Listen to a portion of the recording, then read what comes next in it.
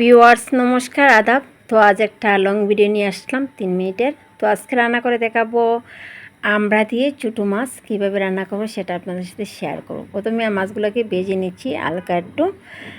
তো আমি এখন চুলায় চলে যাব। এখন আমি তেল দিয়ে দিচ্ছি পরিমাণ মতো। তো তেলটাকে 2 মিনিটের মতো গরম করে নিচ্ছি। তো এখন কুচানো পেঁয়াজ দিয়ে দিলাম। পেঁয়াজটা দিয়ে হালকা ব্রাউন কালার করে ভেজে নিব। তো ভেজা হয়ে গেলে আমি একটু শস্য ফোড়ন দেবো, যেহেতু এটা ট্যাঙ্গা দিয়ে তাকায় রান্না করব। শস্য ফোড়ন দিয়ে দিলাম। তো শস্যটাকে একটু ভেজে নিয়েছি। তো শস্যটা ভাজা হয়ে গেলে এই পর্যায়ে 2 চামচের মতো পেঁয়াজ বাটা দিয়ে দিলাম। তো পেঁয়াজ বাটাটা দিয়ে আটটু সময় নেড়ে চেড়ে দিচ্ছি। এখন দিয়ে দিচ্ছি পরিমাণ মতো হলুদ।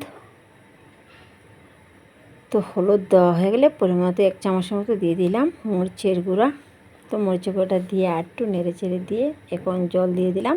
জলটা দিয়ে মশলাটাকে একটু কষিয়ে নিচ্ছি। এখন পরিমাণ মতো দিয়ে দিচ্ছি লবণ। তো লবণটা দিয়ে মশলাটা মোটামুটি কষানো হয়ে গেছে, তেল উপরে বেশি উঠছে। এখন এই পর্যায়ে মাছগুলো দিয়ে দিব। তো মাছগুলো দিয়ে আমি তার সাথে দিচ্ছি আমড়াগুলো দিয়ে হাতল ধরে আমি নেড়ে চেড়ে দিচ্ছি। মাছগুলো হাতা দিয়ে নাড়বো না, যাতে ভেঙে না যায়, সেইভাবে আমি উলটপালট করে দিয়ে দিলাম। তো উলটপালট দিয়ে কষানো হয়ে গেছে। এই পর্যায়ে গরম জল দিয়েছি। এটা মাখা মাখার মতো রান্না করব, তার জন্য একটু পরিমাণ মতো পানি দিয়ে দিলাম। দিয়ে ঢাকনাটা লাগিয়ে 15 থেকে 20 মিনিট জাল করে নিয়েছি। তো জাল হয়ে গেলে ঢাকনা করে নিচ্ছি। এখন এই পর্যায়ে আমি দিয়ে দেব কুচানো ধনিয়া পাতা কুচি।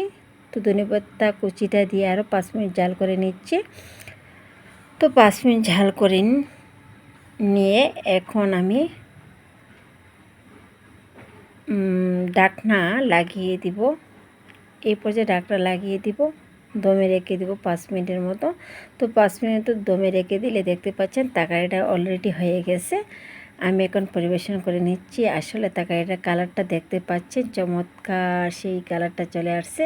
আসলে ট্যাঙ্গা দিয়ে তরকারি খেতে খুবই ভালোবাসি আমরা, ছোটো মাছ দিয়ে রান্না করি।